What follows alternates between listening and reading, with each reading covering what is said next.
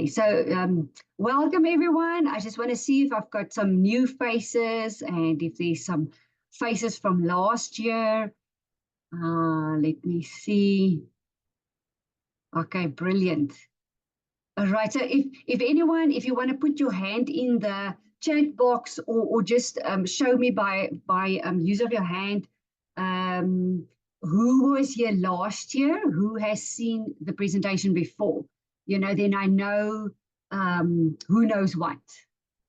All right, so there is a hand up. Okay, right, let me see. Fantastic. So there's a few repeaters.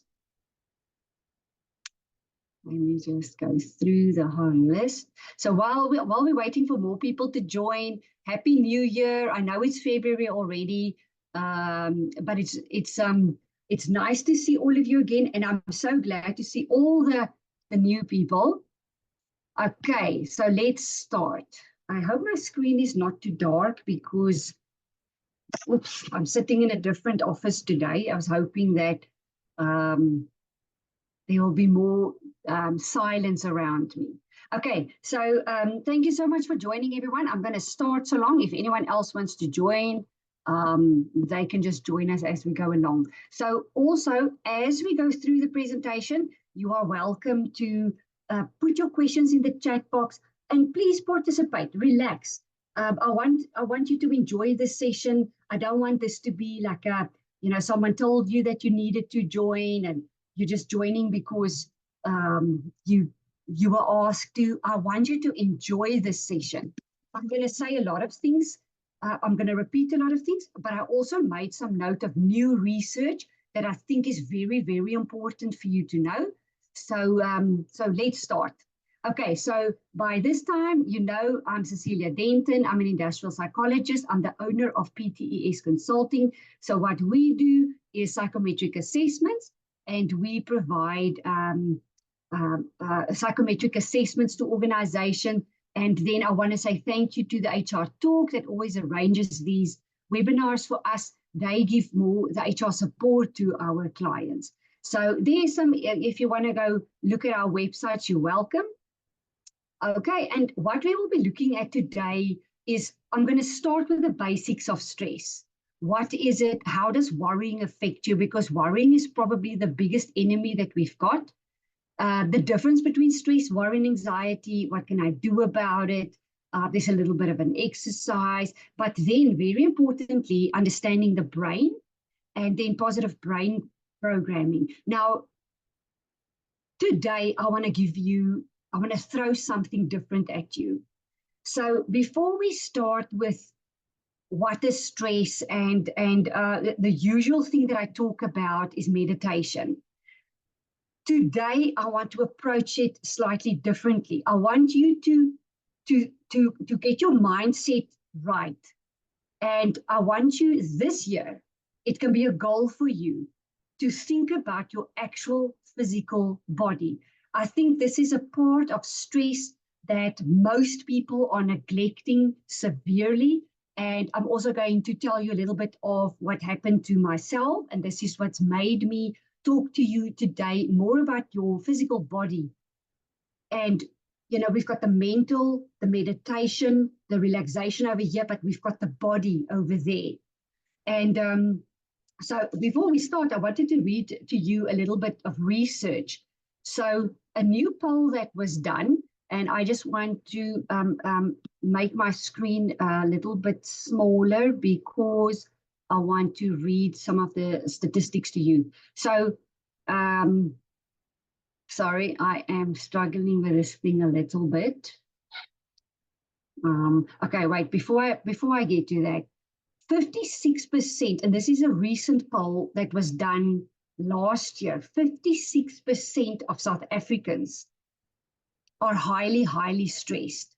So the percentages, you understand what that means? That's almost 60% of people are more stressed than they have been since COVID. So we're talking about the last 3 years. Now we're talking about normal people that usually were able to deal well with their stress is now struggles a little bit more. They're experiencing a little bit more anxiety. There's a big percentage of people that's more that actually took a pay cut, that's still in that position. There are more people who actually lost their jobs. So in general, anxiety increased, happiness decreased. So the reason I'm giving you this message this morning is I want to tell you that you are not alone. So I'm not actually saying this to try and scare you. What I'm trying to say to you, it's not just you that's feeling panicked, high levels of anxiety, maybe more impatient, things like that. So you have to look at how you can do something different today from what you did yesterday. So that is going to be incredibly important. I just want to see if the screen is better if I do that. Okay, so let me just say that again, because this is my message to you. I think I always say it in my previous sessions as well. What are you going to do more differently today than what you did yesterday? It doesn't help. We read books, we listen to webinars, we do workshops, we read up on all of this, but we are not prepared to do something differently today than we did yesterday. So I almost want to challenge you, get out of your comfort zone, do something totally different, totally weird, something, for example, if you've never meditated or done a course on meditation or done a silence retreat. Everyone knows about those things nowadays. It's becoming the thing to do a silence retreat. I want to challenge you, go do, if that's not you at all, go do it. Go do something totally out of your comfort zone, something totally different. And then I want to read a little bit more studies, scientific studies on meditation. So 12 different studies have shown that multiple types of meditation exercises increases memory, attention, mental quickness, also age-related memory loss.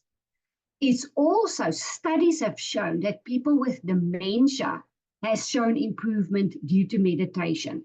Now, the first thing you are going to tell me is, I know I don't have time. And then the second thing people always say to me, I can't sit still. That's the whole point. So the benefit of meditation is, or shall I say the definition of meditation is the art of doing nothing. And believe it or not, we think it's maybe easy. It's actually not, because when we do nothing, we sit in front of the TV, we are on our phone or computer. That's our definition of doing nothing. That's not doing nothing. You are actually mentally and cognitively busy.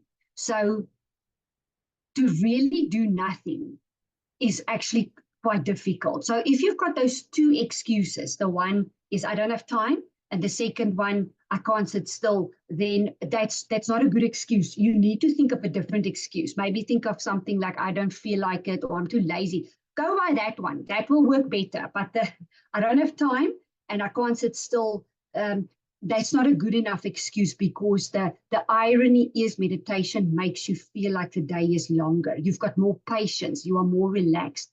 So that's just in short. So other benefits, it enhances self-awareness. It decreases blood pressure. It actually has proven to lower acidity in the body immediately after meditation. It fights addictions. It increases kindness because you've got more patience. So there's actually quite a long list, but I just wanted to share that with you. And I know what people are going to, if I say the benefit of meditation is more kindness, people are going to laugh at it and say, I thought there would be something a little bit more substantial or greater. But think about it. We really need that. We really need more patience and calmness. Okay, but let me get back to the presentation, and then I'm going to talk a little bit more about your body. So stress. By now, well, especially for my existing participants, stress is the body's reaction to any change that requires adjustment or response. So remember, COVID was a massive change where a massive amount of adjustment needed to take place. So you have COVID.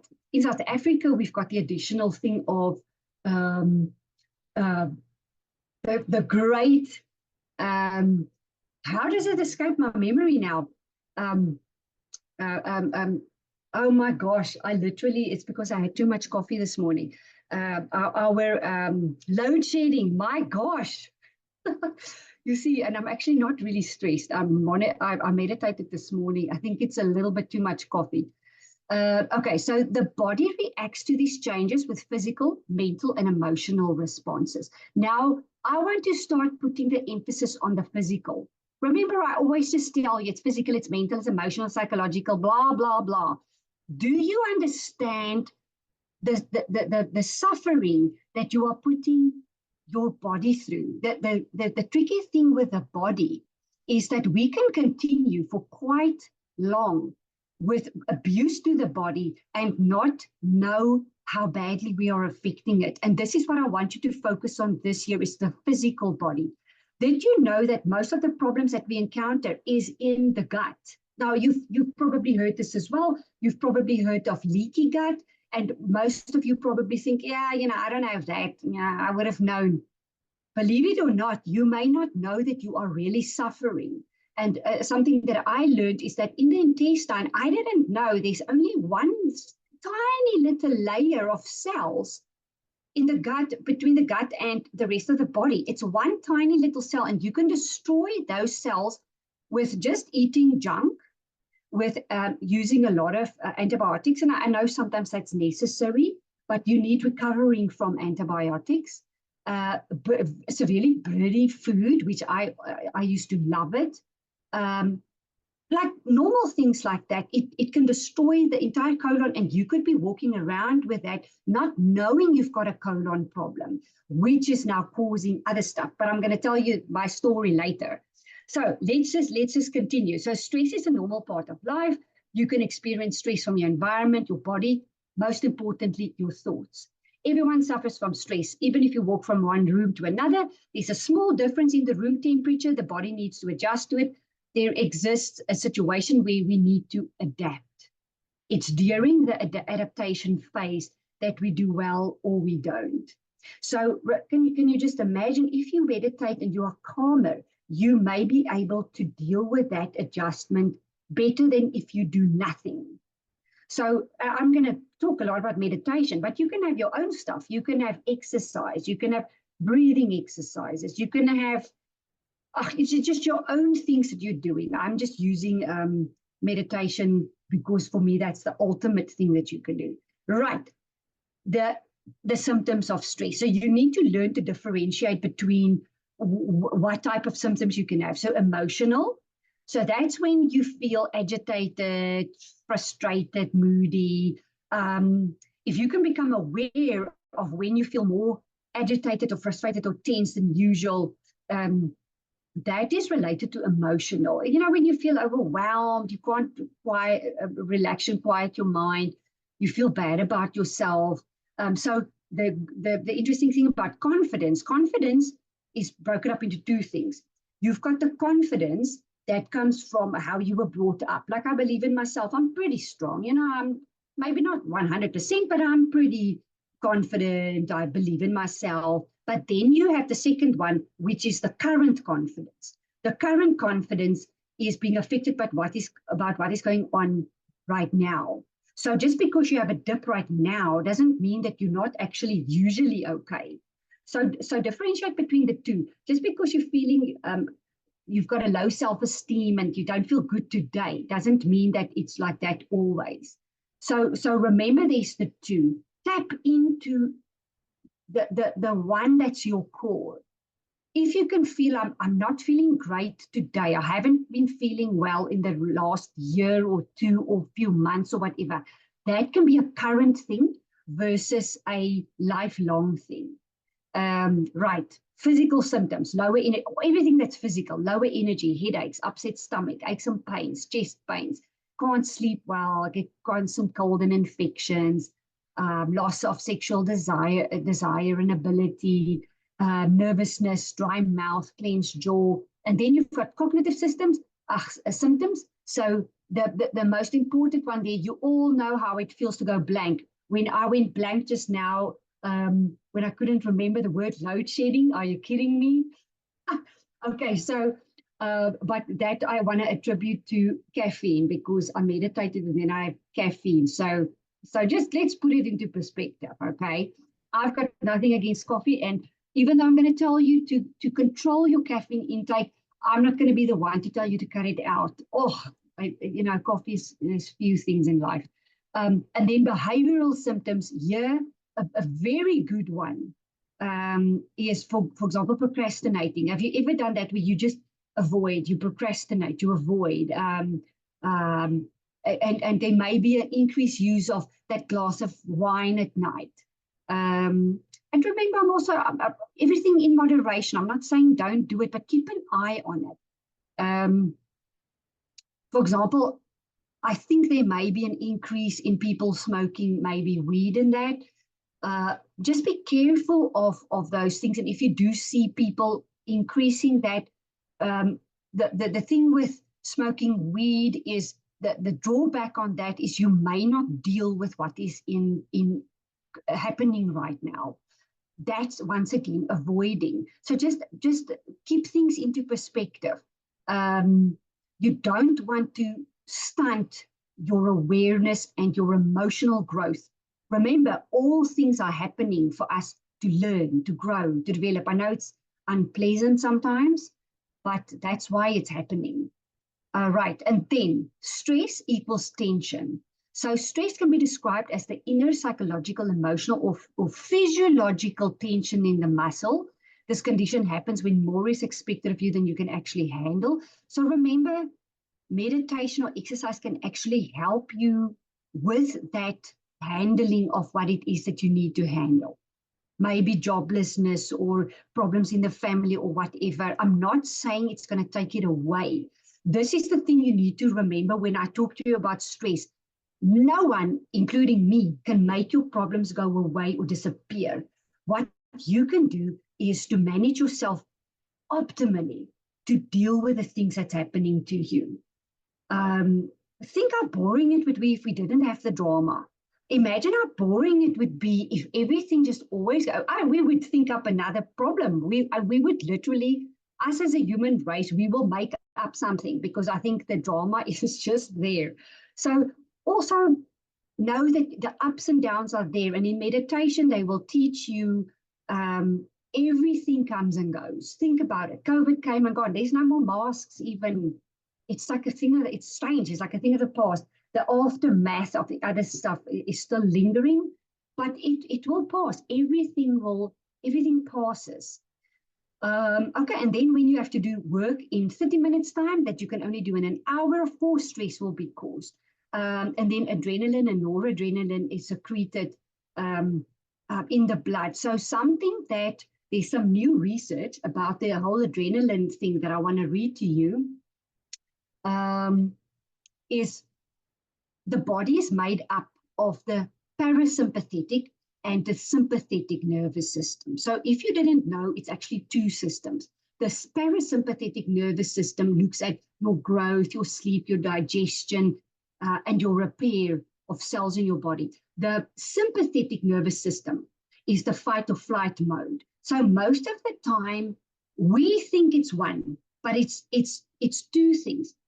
And most of the time we are in fight or flight mode. So what happens when I am in fight or flight mode? So you've got the high cortisol. We've all heard about adrenaline and cortisol. And if you are constantly in the fight, well, the fight or flight mode, whichever one you choose at that particular time, it directly affects the immune system. The immune system could even shut down. Now, remember, these things, it's not like you're feeling it shut down. Oh my gosh, my immune system shut down this morning. I just need to take a break. You're not aware of it. That is the problem. You may have digestion problems. You may not be aware of it. So when the immune system shuts down, it increases inflammation. So what happens apparently, and this is, you need to go read up on this, and you'll find this from Dr. Berg. Maybe some of you have found him on YouTube before, but please make a note. Write this even down if you can. So Dr. Berg is a board-certified chiropractor in America. So if you Google him, you'll see that he promotes the keto diet. I'm not here to promote any diets to you. But if you listen to the scientific research that he's done, and he's written many medical clinical journals. So the stuff is really thought through, and I've also cross-correlated and cross-referenced it. So the body actually produces sugar that it then runs on. So now remember, I'm now high stress. My body is producing, my liver is producing sugar to run on. Now, on top of that, I'm eating sugar and carbs and bread and stuff, which is creating more sugar. So your body is running on glucose. If you eat better, and now I'm going to refer to the keto diet. Once again, I'm not promoting a specific eating style by you, but if you just look at the result, if you eat healthy and you cut out sugars and stuff like that, the liver actually produces ketones, which means that the body will be using its existing fat instead of running on a fake energy, which is the glucose. That is in short that I wanted to tell you about what is happening in the liver. The liver, most of the time, is exhausted. The thing is exhausted, and you don't know it. It's not like the liver taps you on the shoulder and says, "No, I can't anymore." There's often not a lot of symptoms.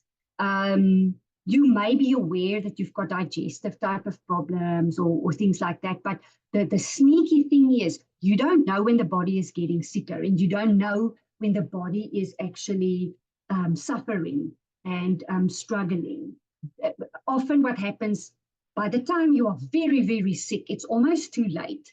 So try to be kinder to the body and the liver and the poor colon.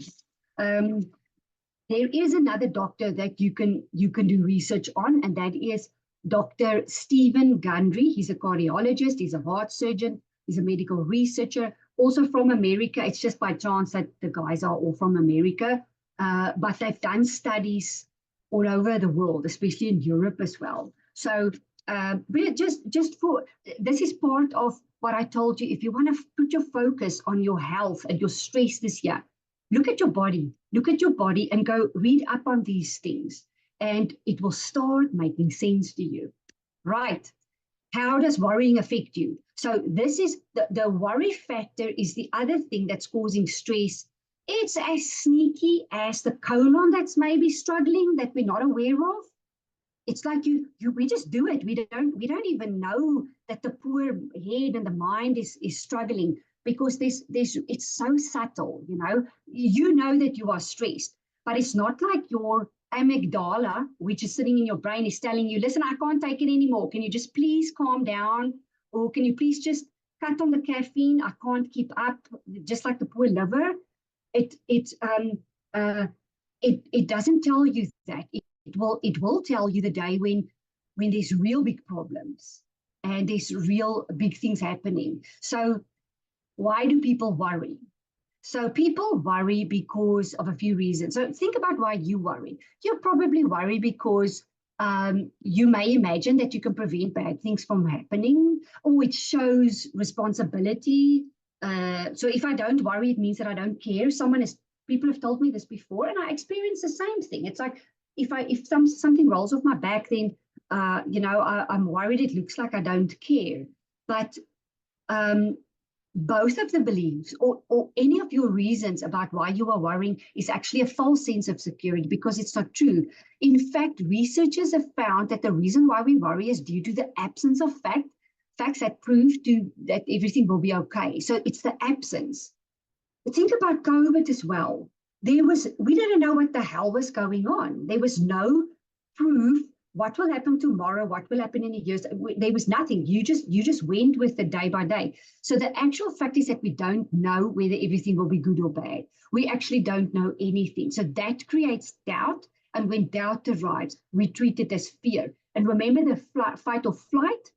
So you are excreting way more cortisol and adrenaline like you should be. And before I forget to make this note to you, the only way that you can get the stress hormones out of your blood is through exercise and through a very good practice like meditation. That's the only way that you can get it out of the exercise is the best thing, because this hormone in your blood causes pressure on the immune system, causes increased inflammation. And then the whole immune system is just struggling. It's struggling and it can't cope. So can you see how my worrying thought is actually causing the rest of the body it's like dominoes. But we don't connect this to the digestive system. So actually, some other research that I did this morning is adrenaline and cortisol. Actually stress causes adrenaline and cortisol, and it causes a shift in your own body, and it shifts the focus. So instead of the immune system focusing on digestion, good sleep, rest, focusing problem solving, it's actually now focusing on, it's now in the muscle, it is in the blood, it's getting distracted. So the foreign lymph, the lymph that sits, it can't pump out the stuff because we're building it up together. Remember, with your stressful thoughts, now I'm eating the crap during the day as well. And I just have a laugh when I think about the Woolworths sweet barbecue puffs. Don't tell me you don't like it. It's, oh man, all of those things. It's blocking and clogging your system, and it can't flush. It's trying to flush. And remember now, I'm drinking less water. I'm drinking more coffee because I'm trying to stay awake. I'm trying to keep myself happy because I have to work and I'm got financial pressures. Can you see the cycle? You have to start becoming aware of what you put in your mouth. You have to. So usually my message would be, beware of what it is that you are thinking. Secondly, become aware of what you put in your mouth. And usually, stress management courses are going to tell you to eat healthy. It's so boring. It's so predictable. Everyone tells you eat well. I really want you to start focusing on what goes in there. Literally think about everything that goes into your poor mouth, into your poor stomach, and into your poor colon, the thing that's got only one thin little layer of cells. I mean, really, that's terrible. All right, would you go into the sun if you knew that your skin was thin and your skin was vulnerable? Would you go into the sun and not care? So think about your colon in the same way. So I wanted to look at the definition of worry here. So worry refers to the thoughts, the images, the emotions, and the actions of a negative nature in a repetitive, uncontrollable manner that results from a proactive cognitive risk analysis made to avoid or solve anticipated potential threats and their potential consequences. This is a loaded definition. I mean, it's loaded with what we do in our heads. So let's look at the first problem, eh? Well, the first problem that's indicated in this definition. So firstly, the definition shows it refers to a negative thought. So interestingly enough, we do not worry about the possible positive things that can happen, but we brainstorm the negative things that can happen. So remember, the truth is you don't know what is going to happen. But if I take an example, I will not do well in my test, or I fear a car accident while driving today, driving on holiday. So the solution is, the reason why people do this is to avoid disappointment. When I do fail my test, I can at least say that I knew it was going to happen. We see that a lot with high school students or students in general. Well, I knew it, or it's a typical defense mechanism. So if I don't know, preempt a car accident, maybe I won't be shocked or surprised. Think about your own reasons. I'm speculating here. This is sort of what I do.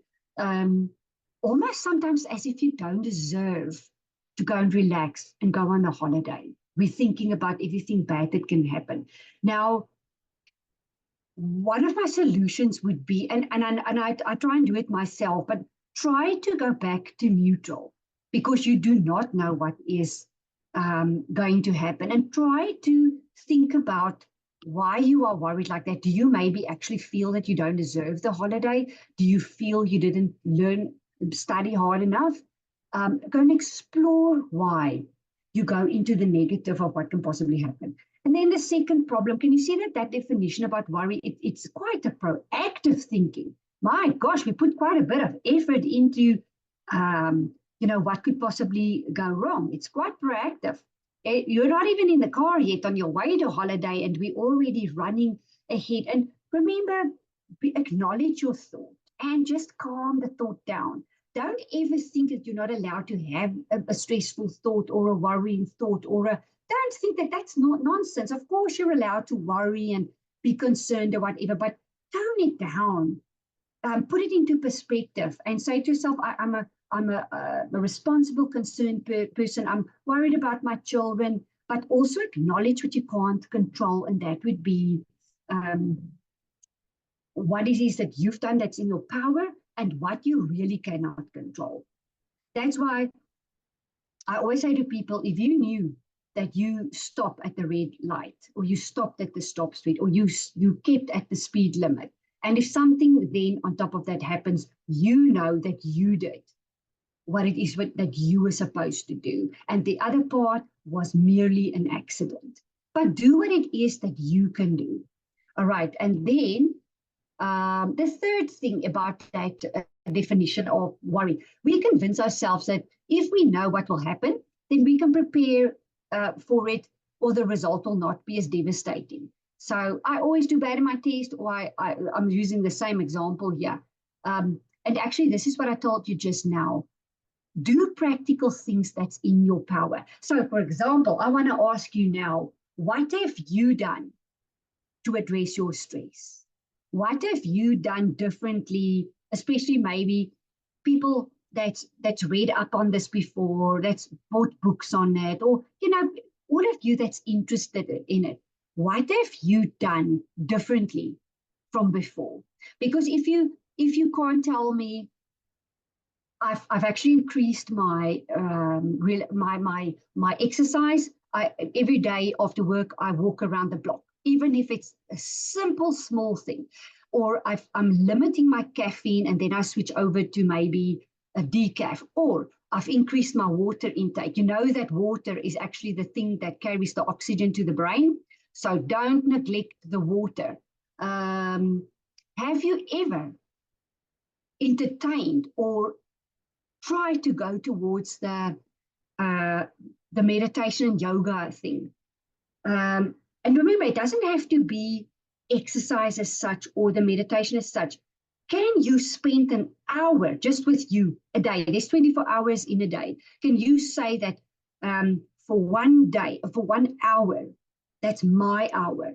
That's for me. That's my hour. Whatever I do in that hour, whether I sit with a pot of tea and I only sit in my garden and I listen to the birds, I look at the sunset or whatever. And you'll see that's quite difficult to spend an hour with yourself. So maybe start with your tea time breaks during the day. Just take 15 minutes and go sit just with your cup of tea for 15 minutes without your phone. You need to start practicing it because it's not that easy to do. Right now, I want to distinguish between stress, worry, and anxiety. So stress, this is very important. You need to know this because we think it's all enmeshed in one and it's not.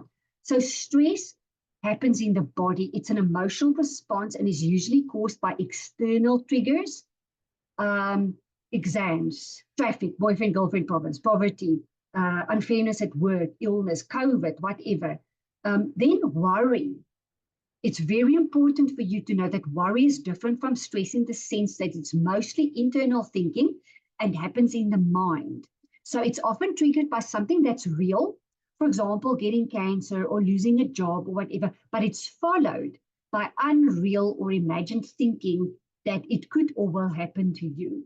So this is the thing that you can really keep an eye on. Some people are better than others. It depends on where you are on the continent. Don't think it's either I worry or I don't. It's a continuum. It's not black or white. It's some people deal a little bit better with it. Your worry may be worse now because of more things going on in your life, but in general, you may know you're not as bad. But plot yourself on a continuum. Let's say 1 to 10. I am currently, my worry is this high. Let's see how you can lower it. And remember, this is your internal thinking. So you have to distinguish between what is real, what stress is really happening. Remember, that's not worry. The stress is the thing that's happening versus the worry is my thinking about that stress. You may not be able to control the things that's happening right now, which is a stress, but you can keep an eye on the level of worry that you have. So if you feel, I can't tone it down, I'm struggling with the thinking, then incorporate your stress relief things. That's when you want to go take your yoga mat, go buy a yoga mat and just sit on your yoga mat in the garden.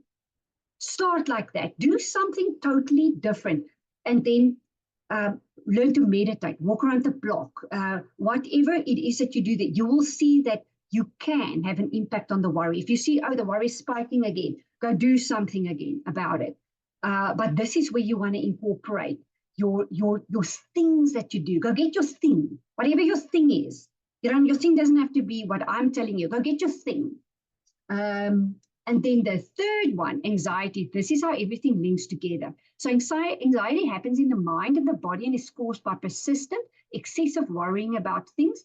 Interestingly, this can happen even when there are no stressors. So on the other hand, a buildup of a lot of stresses over a long period of time can also cause anxiety, but anxiety's got the same symptom of stress.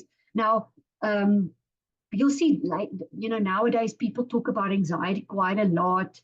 And there's true anxiety disorders that there's someone in my family who's got an anxiety disorder, and it's really bad because it's a thing that comes from childhood. If it's a proper anxiety disorder, it's very difficult. But most of us, our anxiety comes and goes.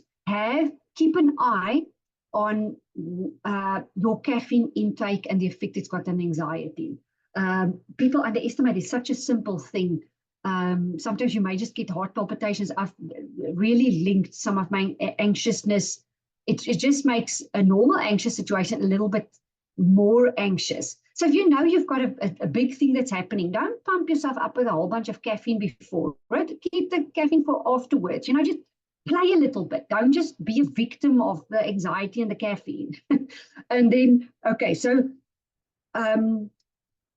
what I wanted to say is I feel like people are also making anxiety as if it's like a thing today where it's the color, it's like the same thing as the color of your eyes. It does not have to be there consistently and persistently. So I've done a few things in my life I think I lowered my anxiety, if I have to be honest with you, probably from about 80-90% in a day to about 5% a day. It was not easy. It was not quick because I incorporated some therapy. Therapy helped me with that. I saw a psychologist until I figured out where the hell it's coming from. Then I did things from my side, which is meditation, silence courses. I'm still struggling on the caffeine. It's pretty limited, but, and then doing some exercise. So then I added some other things to it. So if you're not doing something actively about it, don't expect it to go away. Don't expect to listen to an hour stress management workshop and the mere thought of it's going to make you feel better. You have to do something actively. There's just, the word is just getting thrown around so loosely as if you're a victim of it, that you can't do anything about it. I know anxiety disorders are different. I've seen the effects of it. It can be absolutely devastating, but you do not have to be stuck there, and that's just how it is. Do active things to change what's going on in your life. Then remember, there's good stress and bad stress. You don't want to eliminate all forms of stress because you are not dead. You are a living, breathing entity. You are not dead. If you're dead, there's going to be no stress. While you are alive, you're going to have good stress. Just don't let it tip over into distress, because you do want to be, a little bit of good stress keeps you on your toes. It's the thing that makes you study. It's the thing that makes you prepare. So it's a thing that makes you careful. Otherwise, you actually could die. We look at paragliders quite a lot. If you have a paraglider that's got absolutely no fear, it's dangerous. If you have that subtle nervousness, it means that you will be careful. You're going to monitor and manage what it is that you are doing. So never ever think there must be no worry, no stress, and no anxiety. That's not possible. You want to manage it optimally. Your life does not have to be a struggle and a pain and constant popping of pills, because that's the only way that you calm down. There are things that you can do that you are cognitively more than bright enough to manage it. You've got more than enough capability in your body, especially if you're still a healthy person. Do things, get up and do things. Right, what can I do about it? So let me just keep an eye on the time. How are we going to manage your stress? So I want you to look at this as an exercise. You can write down on a piece of paper there where you're sitting, or you can just think as we go through this. But this would be a little bit of an exercise for you. And I do give people this as an exercise because most people think that all of these things, all the whole stress thing is just one big stress thing. It's just the answer is I'm stressed. It's actually not. So first we look at the emotion. So let's look at your emotion that you're experiencing. Is it insecurity, irritability, frustration? What is it that you are feeling? Sometimes it's difficult to identify this, especially if you are not very much aware of what's going on in your body and in your mind. But try to identify maybe in the last week or so the most prominent emotion that you felt. Then look at the situation that caused it. We think the emotion just exists. It doesn't. There is always a situation that's caused the emotion. It doesn't just pop up. Oh my God, I'm anxious. No, you're not. There's something that caused it. There is a situation. And remember, don't be ashamed of your situation. Don't feel bad about your situation. Maybe it's just something someone said, maybe some attention that you didn't get, someone that drove in front of you, maybe a childhood issue. Don't be ashamed or scared of it. That causes the emotion. Then it's only after the situation that we get emotions like anxiety, sadness, anger, insecurity, or a physiological symptom, tension in the neck. When you read that email and the next moment you feel like you're sitting like this, all tensed up. So relax it. Then think about, where did that come from? What just made my shoulders tense like that? What caused my headache? That is also learning you to become aware, because people in South Africa also think if you are aware, if you're emotionally aware, it means that you're soft and weak and you cry a lot. No, you need to be able to identify what is causing a physical symptom in my physical body, or just an emotion in my mind. It's not being soft or weak or anything like that. It's actually an intelligence to starting to understand what's going on with you and even other people. So now you will see here, you've got a situation, you've got an emotion, you've got a behavior. So what is the secret in between the little sequence that you are not as aware of? Is there anyone who can give me the answer? Maybe people that was in this presentation before will know what's the secret, but there's a secret in this little sequence that can help you manage your stress. Does anyone know or can think about something or remember from last year? Or if you are too shy, I will tell you the answer, but if you don't, if no one is typing the answer, it means that I'm going to give you something that, and you're going to say to me, that is so silly because it's obvious. It is obvious. So the thing that I want to show you, what is the secret here, it's very obvious. And that is your thinking about the situation. I know it sounds easier said than done, but it's the way that you think about your situation that causes the emotion and the behavior related to it. So this is probably where the psychopath has got a little bit of a, shall I say, a preference over all of us mere mortals, because someone that's more psychopathic really doesn't care. So some of us wish that we could have a little bit of that.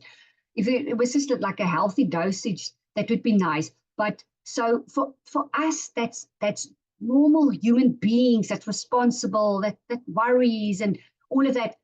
Our thinking affects the rest, So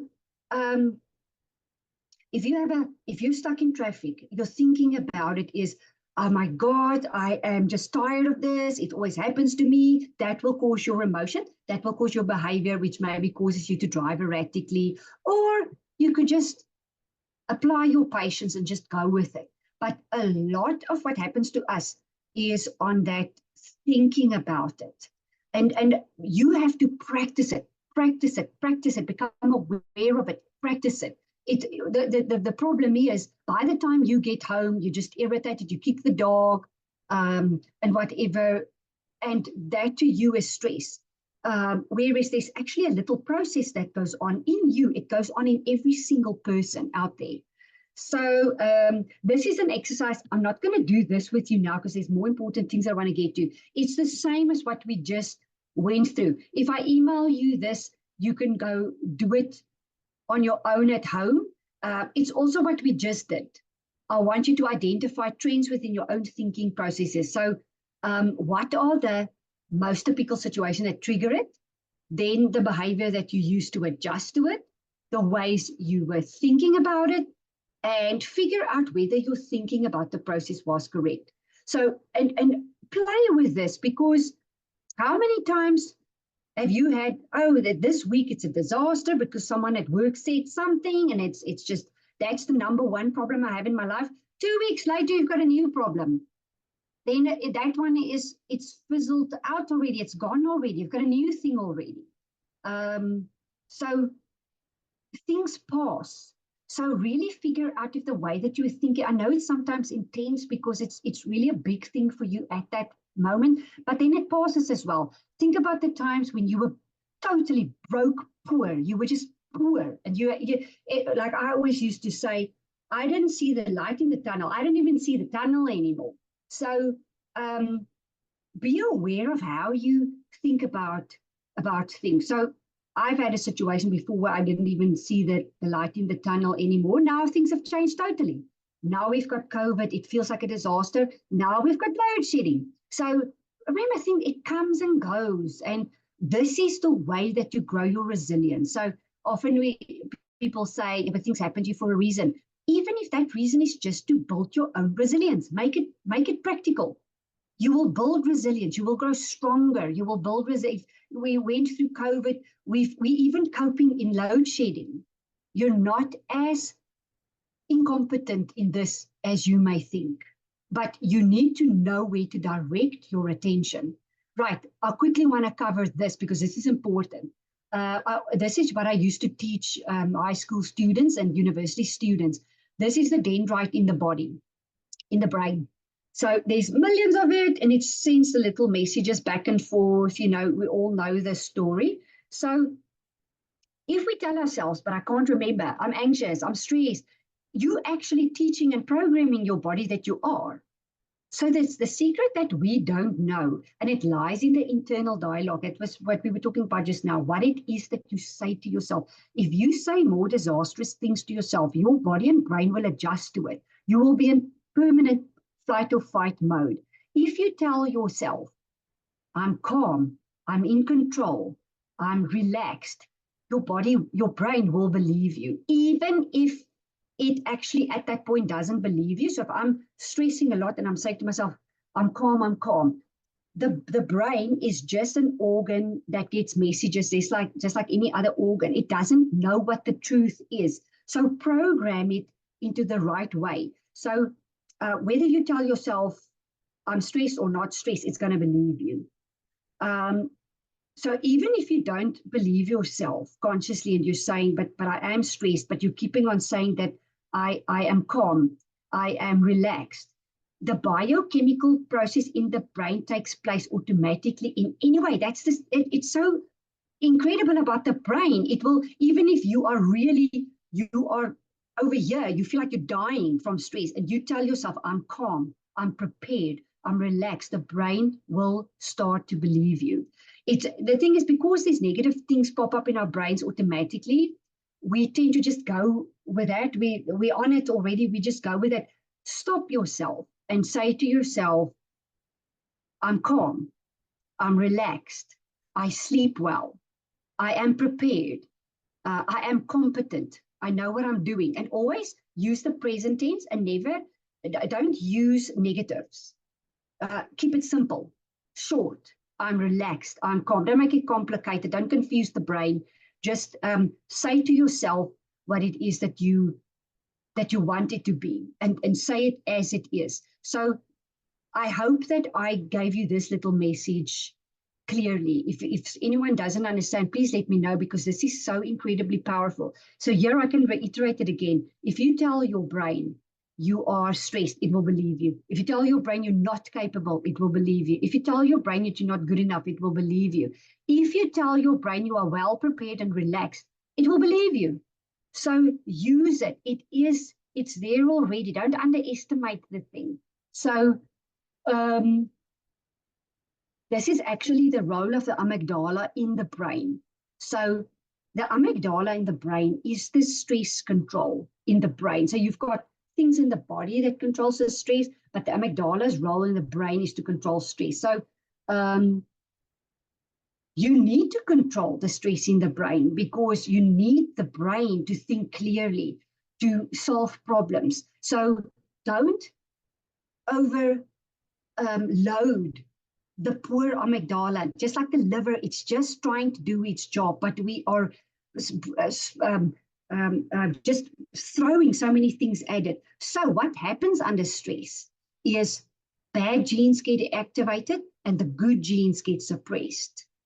Can you see, this is why we get sick. Then we wonder why we get sick. This is why we get sick. We are making ourselves sick, and then on top of it, we throw bad food onto it as well. Let me just check the time, because I do want to tell you a little story. I told you now that I'm going to tell you a story about myself. I'm going to talk a little bit about myself. So I used to think that my body and my brain were quite healthy. I meditate a lot. I do silence retreats. So I focused a lot on the mental, because it made me feel great. And it still does. I can control a lot of my anxieties. That's when I don't get too lazy. So then I do repeat courses of that. And then last year, doctors told me, because I constantly went for cortisone injections in some of my tendons, because they kept on giving me problems. And someone said, listen, there's something strange going on here. It's some autoimmune thing. You need to get tested. I did a blood test and everything, and it's true as nuts. I've got an autoimmune disease, and this afternoon, after I've spoken to you, I'm going to go to a specific specialist to tell me which one I've got. So great. So then I did research. It came out of my ears. I just researched. And this is how I got to Dr. Berg and Dr. Gundry. So make a note of them, go Google them. So the irony about the whole autoimmune thing is that the problem lies in the gut, and the gut was abused. And it's not entirely always our fault, because we use antibiotics, which actually keeps us alive, because if you don't take it, you might actually die. So don't think that I'm judgmental about it. But things like that, and then very bad food and all sorts of mixtures of stuff, just puts pressure on it. And you know what? I didn't think that there was anything wrong with my gut, and it's actually in a pretty bad condition. So what I did is last year, November, up until today, I cut out all sugar, all carbs, all bread, all everything. I'm doing only meat and vegetables. And once again, I'm not trying to convince you for anything, because I know there's really different things that you can actually do that helps you. But my point that I'm trying to make is, since I cut sugar, and I'm taking zero sugar, the only sugar I get in is in the milk that's in my coffee. And I don't want to lie to you. I'm actually excited to do more blood tests today to see if some of my markers are lower, because I've eliminated pain in all the tendons that I had. My whole back, there was an x-ray that showed that there's strange like bony components on all of the on the whole on the back. What do you call the thing? The vertebrae. And I couldn't really bend my back. But then I thought, yeah, but it's because of my age. You know, you get stiff the older you get. It's been 3 months, and I can actually already bend in different directions, which I couldn't do last year. So really, maybe I'm just positive. but I think new blood tests will show whether the markers have decreased. And if it did, I'm going to tell you about it in the next session, because there's another 2 coming up. I'm going to give you my result, and I'm telling you if there is a result, I will tell you about it. So, but once again, I want to come back to you and your thought, your focus on your physical body this year. Focus on your physical body. Become aware of what it is that you put inside your mouth, because the biggest enemy that you have is if you even think that you are healthy. Because I spoke to people, well, family, and I can see now, because I'm eating more carefully now, I can see what is bad out there. And there are actually people telling me I'm living extremely, I'm eating very healthily. And you know how bad it is if you think you're eating healthily and you're not. So please go and look at what it is that you put in your mouth. Research stuff, have fun with it, Google it. So there are actually guys that doctors, actual doctors, not guys, doctors, that's got autoimmune diseases, and they are treating people with a pure vegetarian diet. And then there are doctors that do, for example, uses the keto. So I decided to do the keto.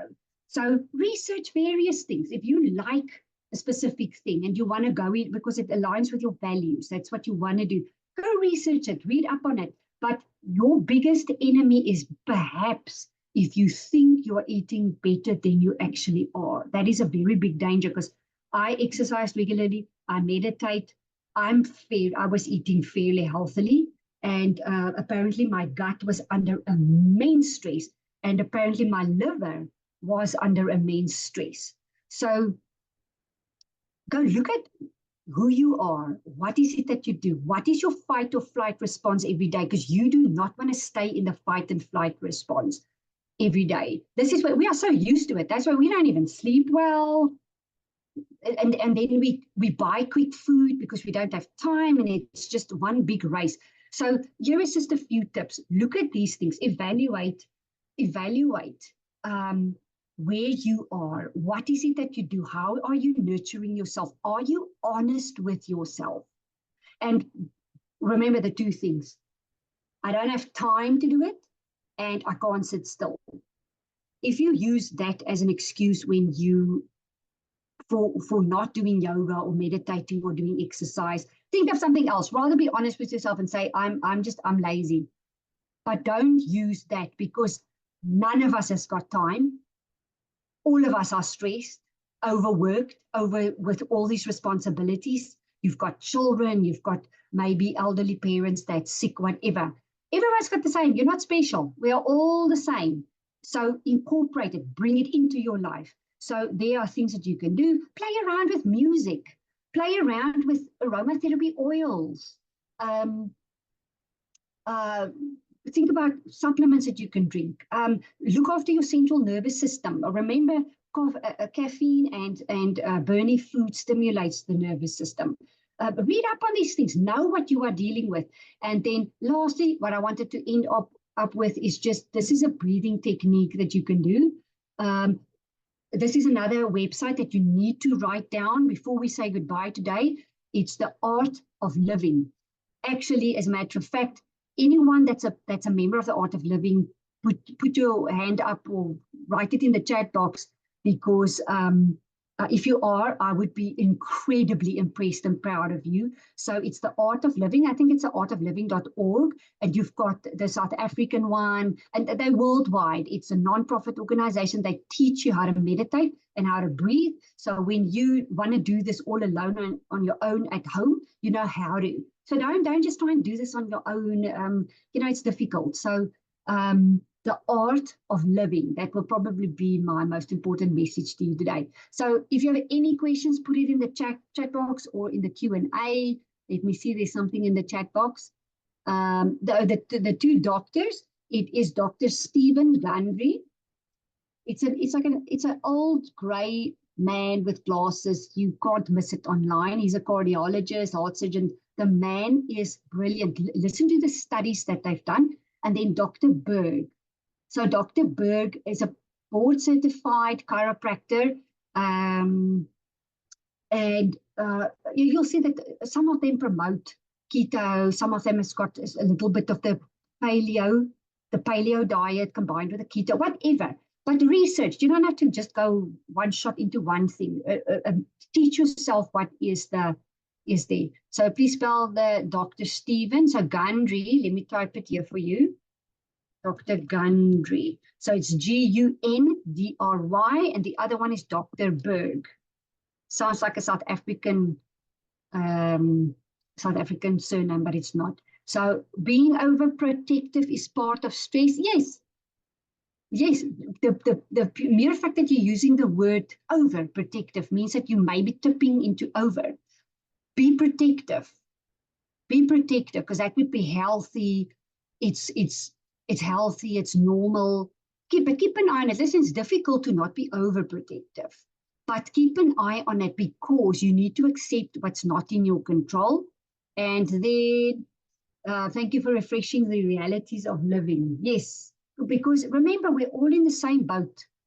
You're not alone. So, and thank you, Mariki. Thanks for an eye-opening session. Looking forward to the next session. So I hope I'm going to see you here next week, Wednesday. Please join Wednesday again. We will build on this. Bring your questions, and let's zoom in a little bit deeper.